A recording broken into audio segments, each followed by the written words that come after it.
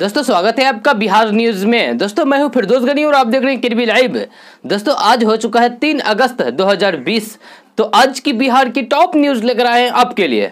दोस्तों video start करने से पहले आपसे एक रिक्वेस्ट है, अगर आप नए आए इस चैनल पर तो चैनल को सब्सक्राइब करके बेल आइकन को भी प्रेस कर दीजिए और साथ में वीडियो को लाइक कीजिए, अपने दोस्तों के साथ शेयर भी कीजिए।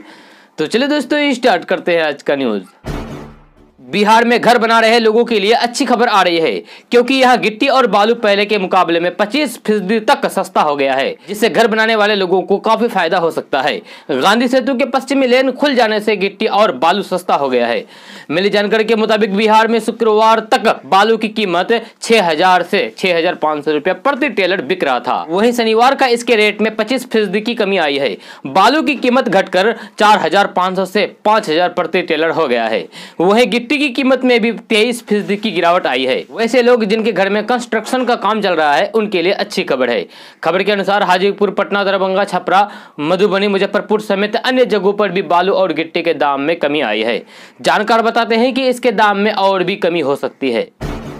सुशांत सिंह केस मामले में जांच के दौरान बिहार पुलिस को कुछ दिक्कतें आ रही है। अभी तक मुंबई पुलिस ने जांच के दौरान जब्त सुशांत केस से संबंधित ना तो कोई रिपोर्ट सौंपा है और न ही सीसीटीवी फुटेज। इसके अलावा भी हमें सुशांत केस से संबंधित कोई जानकारी अभी तक नहीं दी गई है। ये बात बिहार पुलिस के डीजीपी गुप्तेश्वर पांडे ने कही है। इससे पहले उन्होंने कहा था कि मुंबई गई पटना पुलिस की टीम का सहयोग कर रही है। उन्होंने मुंबई पुलिस द्वारा पटना पुलिस के साथ दुर्व्यवहार किए जाने के आरोपों को महज अफवाह करार दिया था। गुप्तेश्वर पांडे ने संवाददाताओं से कहा है कि बिहार पुलिस मामले की जांच करने में सक्षम है और उसने कई लोगों के बयान दर्ज किए हैं। बिहार में इन दिनों चोरों ने चोरी का नया तरीका अपना रहे हैं। जी हां, ये चोरी का पूरी तरीके से नया ट्रेंड है। इसमें रात के अंधेरे में चोरों का समूह वाहनों के साथ पहुंचते हैं और खलिहान, दलानों और सड़कों के किनारे अनाज की बोरियों को लादकर फरार हो जाते हैं। उसका हाव भाव पूरी तरीके से एक व्यापारी की तरह होता है। इससे आसपास के लोग उस पर शक भी नहीं कर पाते हैं। इसमें एक बड़े रैकेट की सक्रियता है। चोरी का ऐसा मामला खासकर कटिहार जिले से सामने आ रहे हैं। सड़क किनारे बसे गाँव में इस तरीके से वारदात ज्यादा हो रहा है। ये गिरोह अनाज के साथ साथ पशुओं को भी अपना निशाना बनाते हैं। दरअसल ग्रामीण इलाकों में अनाज आदि सुखाने के बाद खलिहानों आदि में जमा कर देने की पुरानी आदत रही है। फिलहाल कोरा में ऐसे ही एक गिरोह के सदस्य की गिरफ्तारी से इस रैकेट के उद्भेदन की उम्मीद बढ़ी है। एक तरफ बिहार जहां बाढ़ और मानसून की मार झेल रहा है, उसी बीच कोरोना संक्रमण भी बहुत तेजी के साथ फैल रहा है। इसी संक्रमण के बीच जेडीयू के राज्यसभा सांसद आरसीपी सिंह, पटना के जिला अधिकारी और जेडीयू विधायक ललन पासवान कोरोना पॉजिटिव हो गए हैं। सूबे में अब हर दिन लगभग 30,000 से अधिक संक्रमण के मामले सामने आ रहे हैं, जिससे सूबे में कोरोना पॉजिटिव की संख्या बढ़कर 54,508 हो गई है। इस बीच एम्स के चिकित्सा अधिकारी डॉक्टर सीएम सिंह ने बताया कि राज्यसभा सदस्य और जेडीयू के राष्ट्रीय महासचिव आरसीपी सिंह, जेडीयू के विधायक ललन पासवान और पटना के जिलाधिकारी कुमार रवि कोरोना पॉजिटिव हो गए हैं। बिहार में कोरोना का कहर कम होने का नाम ही नहीं ले रहा है। बिहार सरकार की तरफ से लगातार व्यवस्थाओं में विस्तार भी किया जा रहा है। इसी बीच खबर है कि बिहार स्वास्थ्य विभाग ने एक ऐप जारी किया है, जिसकी मदद से कोई भी कोरोना जांच करने को लेकर रजिस्ट्रेशन करवा सकते हैं। साथ ही कोरोना और इसके इलाज से जुड़ी हर जानकारी इस ऐप के जरिए प्राप्त कर सकता है। बिहार स्वास्थ्य विभाग द्वारा दी गई जानकारी के मुताबिक संजीवनी मोबाइल ऐप में कोरोना संक्रमण से बचाव के उपाय, जाँच, उपचार, स्वास्थ्य संस्थानों की सूची और अन्य महत्वपूर्ण जानकारी उपलब्ध है। ऐप की मदद से कोई भी कोरोना जांच करने के लिए पंजीकरण और जांच का परिणाम प्राप्त कर सकते हैं।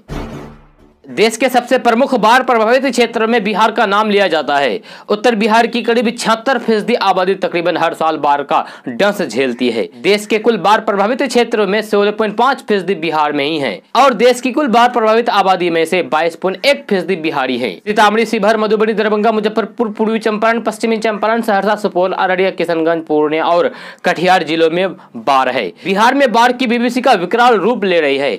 बाढ़ की वजह से कई गाँव का अस्तित्व समाप्त हो गया है। करीब 50 लाख की आबादी बाढ़ से प्रभावित है। विडंबना यह है कि 30 सालों तक हम कुछ नहीं किए हैं। लालू प्रसाद यादव का सरकार को भी लोगों ने देख लिया, नीतीश सरकार को भी लोगों ने देख लिया और बाढ़ को भी लोग देख रहे हैं। मन में गुस्सा है पर क्या करें, बिहार है, इस समय भी राजनीति का बाढ़ है। उप मुख्यमंत्री सुशील कुमार मोदी रोज लालू प्रसाद यादव के फैमिली पर आर्टिकल लिख रहे हैं और बात करें विपक्ष की तो लालू प्रसाद यादव तो जेल में हैं। विपक्ष की आवाज भी जेल में बंद हो गया है। कई लोग गुस्सा के हमारे फेसबुक पर गुस्सा लिख रहे हैं, लेकिन करें तो क्या करें। इन प्राकृतिक आपदा में हंस के जीना सीख लिया है बिहार वासियों ने। बिहार में नौकरी करने वाले सरकारी कर्मचारियों का हाल बेहाल रहता है, जिसका सबसे बड़ा कारण समय पर वेतन का भुगतान होना नहीं है। बिहार के सीएम नीतीश कुमार राज्य में स्थिति सुधारने की बड़ी बड़ी बातें करते हैं, लेकिन हालात यह है कि बिहार के सरकारी कर्मचारियों को समय पर वेतन ही नहीं मिलता है। एक रिपोर्ट की माने तो बिहार के लगभग 80% से ज्यादा सरकारी कर्मचारी ऐसे हैं जिन्हें समय पर वेतन नहीं मिलता है। आपको बता दें कि वर्तमान में कोरोना महामारी के बीच 1222 IIT अतिथि अनुदेशकों को वेतन न मिलने के कारण वे भुखमरी के कगार पर पहुंच गए हैं। इनके घरों की आर्थिक स्थिति अच्छी नहीं है। ये लोग आर्थिक संकट से जूझ रहे हैं, लेकिन सरकार बिल्कुल ध्यान नहीं दे रही है। तेलंगाना बीजेपी नेता और मुख्य प्रवक्ता कृष्ण सागर राव ने AIMIM प्रमुख असदुद्दीन ओवैसी को अयोध्या में राम मंदिर के भूमि पूजन में शामिल होने के लिए आमंत्रित किया है। जी हां, राव ने कहा है कि अयोध्या में राम मंदिर का भूमि पूजन किया जाएगा और प्रधानमंत्री नरेंद्र मोदी इसमें भाग लेंगे और राम मंदिर के निर्माण कार्य शुरू करने के लिए शिलान्यास करेंगे। राम के जन्म स्थान पर राम मंदिर बनाया जा रहा है। बीजेपी को इस पर गर्व है। राव ने आगे कहा है कि यह हमारे कार्यकाल में हो रहा है, जिसने दुनिया भर में करोड़ों हिंदुओं के सपने को साकार किया है। देश में कोरोना के मामले में लगातार तेजी आ रही है। बीते कुछ दिनों से रोजाना 50,000 से ज्यादा नए मामले सामने आ रहे हैं। हालांकि संक्रमण से ठीक होने वालों की संख्या भी बढ़ रही है। पिछले 24 घंटे में 54,736 नए मामले सामने आए हैं। इसी दौरान 853 और मरीजों ने इस दुनिया को अलविदा कह गए हैं। इसके साथ ही कोरोना से संक्रमित होने वालों का आंकड़ा देश में 17 लाख के पार पहुंच गया है। लालू प्रसाद यादव की अनुपस्थिति में RJD पहली बार बिहार में विधानसभा का चुनाव लड़ने जा रही है। ये चुनाव तेजस्वी यादव के लिए किसी अग्नि परीक्षा से कम नहीं है। जी हां, यही चुनाव उनका राजनीतिक भविष्य तय करेगा। तेजस्वी यादव पिछले 2 महीनों से एक नए अवतार में नजर आ रहे हैं। वे लगातार सक्रिय हैं, सरकार की घेराबंदी करने में जुटे हुए हैं, अपनी पार्टी के नेताओं और कार्यकर्ताओं के साथ मिलने लगे हैं, बाढ़ प्रभावित क्षेत्रों का दौरा करने लगे हैं। कोरोना के संक्रमण को लेकर सरकार की विफलता उजागर करने में कोई कोर कसर नहीं छोड़ रहे हैं। तेजस्वी यादव के घर परिवार से लेकर कई सुरक्षा कर्मी तक संक्रमित हो चुके हैं, लेकिन संक्रमण से बेपरवाह होकर वे दिन रात आम लोगों से मिल रहे हैं, पार्टी नेताओं के साथ बैठकर मीटिंग कर रहे हैं, बाढ़ पीड़ितों के बीच जा रहे हैं, उनके बीच खाना और पैसा बांट रहे हैं, सरकार पर हमला का कोई भी अवसर नहीं छोड़ रहे हैं। पार्टी के जमीनी कार्यकर्ताओं में रोष भरने के लिए वे कुछ करते रहते हैं। जी हाँ, दरअसल उन्हें भी इस बात का एहसास हो चुका है कि चुनाव समय पर ही होगा। ये चुनाव ही उनकी पार्टी का और उनका भविष्य तय करेगा। जीत गए तो बिहार में वे एक विकल्प के रूप में उभरेंगे और उखड़ गए तो दोबारा पांव जमाना आसान नहीं होगा। बिहार में लड़कियों को आगे बढ़ाने के लिए सीएम नीतीश कुमार ने मुख्यमंत्री कन्या उत्थान योजना की शुरुआत की है। इस योजना के तहत लड़कियों को 54,100 रुपए की कुल धनराशि सरकार द्वारा आर्थिक सहायता के रूप में प्रदान करती है। जी हां, अगर आप इस योजना का लाभ उठाना चाहते हैं तो आप ऑनलाइन आवेदन कर सकते हैं। मुख्यमंत्री कन्या उत्थान योजना के लिए आप आवेदन करना चाहते हैं तो आपको बिहार सरकार की सरकारी वेबसाइट पर जाना होगा और ये वेबसाइट इस वीडियो के डिस्क्रिप्शन में दे दिया जाएगा। आप वहां से जाकर ऑनलाइन आवेदन कर सकते हैं। आपको ऑनलाइन के द्वारा फॉर्म भरना होगा। यहाँ आपको कुछ जरूरी डिटेल्स के साथ आधार कार्ड, बैंक खाता, पासबुक, मोबाइल नंबर और पासपोर्ट साइज फोटो की जरूरत पड़ेगी। बिहार में बाढ़ का प्रकोप हर दिन बढ़ता ही जा रहा है। जी हां, बाढ़ ने राज्य के 14 जिलों के 112 प्रखंडों की 1043 पंचायतों की 49,50,000 आबादी को प्रभावित किया है।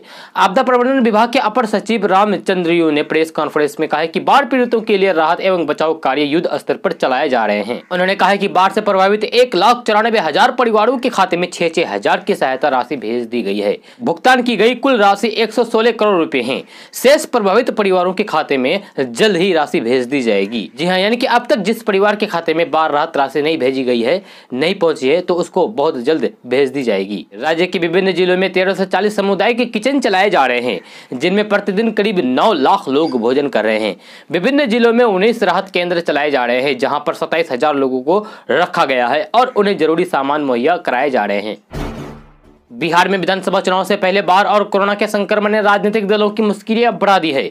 जी हां, निर्वाचन आयोग के सामने भी चुनाव कराने को लेकर कई सवाल हैं। भाजपा और जदयू को छोड़कर अधिकांश दल इन परिस्थितियों में चुनाव टालने के पक्ष में हैं। भाजपा की सहयोगी लोजपा ने भी आयोग से चुनाव को आगे बढ़ाने की मांग की है। यानी कि एनडीए में शामिल सहयोगी दल लोजपा ने चुनाव न कराने की बात कही है। लोजपा कहते हैं कि कोरोना संक्रमण के चलते चुनाव स्थगित कर देना चाहिए, क्योंकि इससे कोरोना और भी बढ़ेगा। इससे पहले विपक्षी दल ने भी, यानी कि राजद और कांग्रेस समेत विभिन्न विपक्षी दल भी इस तरीके से बात कर चुके हैं। चुनाव आयोग ने मौजूदा हालात को देखते हुए राज्य के विभिन्न दलों से चुनाव को लेकर उनके सुझाव और टिप्पणियां मांगी थी। सुशांत सिंह राजपूत केस में सियासी मुद्दा तेजी से गर्माता जा रहा है। बिहार के मुख्यमंत्री नीतीश कुमार के सुझाव के बाद अब बिहार के डीजीपी गुप्तेश्वर पांडे का बयान भी सामने आ गया है। बिहार के डीजीपी का मानना है कि सुशांत के पिता को इस मामले में सीबीआई जांच की मांग करनी पड़ेगी। पुलिस मुख्यालय में सीबीआई जांच की मांग नहीं कर सकती है। साथ ही बिहार पुलिस पर भरोसा जताते हुए डीजीपी ने कहा है कि पुलिस मामले की जाँच करने में पूरी तरीके से सक्षम है। हम जल्द से जल्द केस को सुलझाने की कोशिश कर रहे हैं। जल्द ही जाँच के लिए सीनियर IPS अधिकारी मुंबई भेजे जाएंगे। इतना ही नहीं, डीजीपी ने अपनी बात को आगे बढ़ाते हुए कहा कि क्षेत्र अधिकार का सवाल सुप्रीम कोर्ट ही तय करेगा। साथ ही सर्वोच्च न्यायालयों का जो भी फैसला होगा हम उसका पालन करेंगे। चीन के हाथों कठपुतली बन चुका नेपाल अब अपने देश के विवादित नक्शे को गूगल और भारत समेत अंतर्राष्ट्रीय समुदाय को भेजने की तैयारी कर रहा है।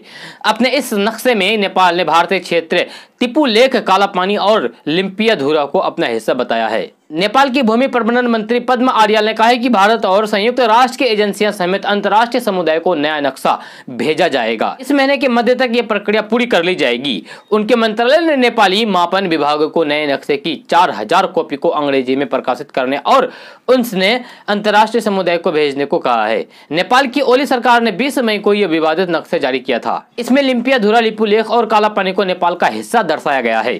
भारत ने नेपाल के इस नक्शे को खारिज कर दिया है। भारत का कहना है कि नेपाल की ये एक तरफा कार्रवाई ऐतिहासिक तथ्यों और साक्ष्यों पर आधारित नहीं है। दरभंगा शहर के कई वार्ड बागमती नदी में आई बाढ़ की वजह से डूब चुके हैं। सड़कों पर 2 से 3 फीट पानी लगा हुआ है। ऐसे में लोगों के सामने जो बड़ी समस्या है वो ये है कि आपदा की इस घड़ी में आवागमन कैसे किया जाए। लगभग हर घर में बाइक है, पर दिक्कत यह है कि पानी में बाइक किस तरीके से चलाया जाए। साइलेंसर में पानी चले जाने की वजह से बाइक बंद हो जाती है।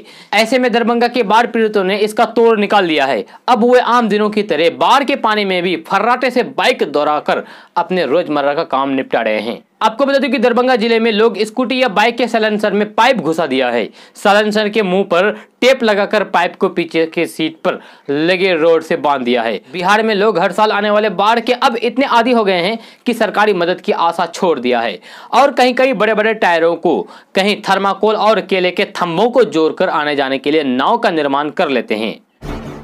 लॉकडाउन के नियमों में बदलाव को लेकर ट्रेन परिचालन की सुगबुगाहट तेज हो गई है। रेल पटरियों पर ट्रेनें दौड़ती दिखाई देगी। भागलपुर से कई ट्रेन स्पेशल बनाकर चलाने की तैयारी शुरू कर दी है। 15 अगस्त से पहले भागलपुर से कई शहरों के लिए स्पेशल ट्रेन चलेगी। अधिकारी इस पर मंथन कर रहे हैं। दरअसल लॉकडाउन के बाद देश भर में यात्री ट्रेन का परिचालन बंद है। देश में अभी 200 ट्रेनें स्पेशल बनकर चल रही है। स्पेशल ट्रेन की पहली सूची में भागलपुर को बाहर कर दिया गया था। इसके बाद रेलवे ने जुलाई के पहले सप्ताह में भागलपुर से 6 जोड़ी ट्रेनें चलाने को हरी झंडी मिली है। इसके बाद रेलवे ने जुलाई के पहले सप्ताह में भागलपुर से 6 जोड़ी ट्रेनें चलाने को हरी झंडी मिली थी, लेकिन 9 जुलाई से लॉकडाउन शुरू होने के बाद ट्रेनें नहीं चल सकी है। अब बिहार में लॉकडाउन में छूट मिली है। इसके बाद परिचालन की कवायद शुरू कर दी गई है। लोजपा के राष्ट्रीय अध्यक्ष चिराग पासवान के अंदाज से एनडीए में हैरानी है। जिस अंदाज में लगातार 2 दिनों से हुए मुख्यमंत्री नीतीश कुमार और जेडीयू को निशाने पर ले रखी है, उससे सीधा संकेत मिल रहा है कि वे अलग रास्ते की ओर दिख रहे हैं। जी हां, बिहार में पूर्ण शराबबंदी मुख्यमंत्री नीतीश कुमार को बड़ी उपलब्धियों में जानी जाती है। कई फॉर्म पर सरकार के इस सामाजिक सुधार अभियान की चर्चा मुख्यमंत्री ने खुद की है। यहाँ तक कि प्रधानमंत्री नरेंद्र मोदी ने भी इसकी तारीफ की है। सरकार के स्तर पर यह अध्ययन भी कराया गया है कि पूर्ण शराबबंदी लागू होने से किस तरीके से आर्थिक बदलाव आया है, किस तरीके से दूध और मिठाइयों की बिक्री बढ़ी है और गाँव का माहौल किस तरीके से बदला है। वही चिराग पासवान ने शुक्रवार को एक उदाहरण के साथ मुख्यमंत्री नीतीश कुमार को ये पत्र लिख दिया है कि बिहार में पूर्ण शराबबंदी के दावे पर सवाल है। बिहार में कोरोना जांच को लेकर आंकड़ेबाजी पर नेता प्रतिपक्ष तेजस्वी यादव ने निशाना साधा है। तेजस्वी यादव ने सरकार पर आरोप लगाया है कि वह अपनी विफलता छुपाने के लिए लोगों की जान से खेल रही है। दरअसल तेजस्वी यादव सरकार की तरफ से जांच के आंकड़े बढ़ाने को लेकर गंभीर आरोप लगा रहे हैं। तेजस्वी यादव का कहना है कि बिहार सरकार कोरोना जांच में आंकड़ों का खतरनाक गेम खेल रही है। लगभग 5 महीने बाद भी अब टेस्ट की संख्या बढ़ाने के लिए बिहार सरकार एंटीजन टेस्ट बढ़ा रही है, जबकि RT-PCR टेस्ट नाम के मात्र किए जा रहे हैं। नेता प्रतिपक्ष तेजस्वी यादव ने एक बार फिर से नीतीश सरकार पर हमला बोला। तेजस्वी यादव ने सरकार को आगाह किया है कि वह अपनी विफलता छुपाने के लिए लोगों की जान से न खेलें। बिहार की राजधानी पटना में कोरोना जगह जगह फैलता जा रहा है, जिससे लोगों का रहना मुश्किल हो गया है।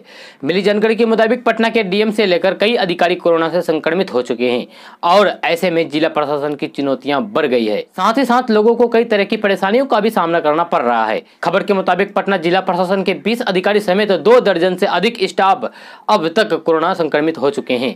यहाँ के कई मोहल्ले को जिला प्रशासन द्वारा सील भी कर दिया गया है, लेकिन फिर भी कोरोना की चेन टूटने का नाम नहीं ले रही है।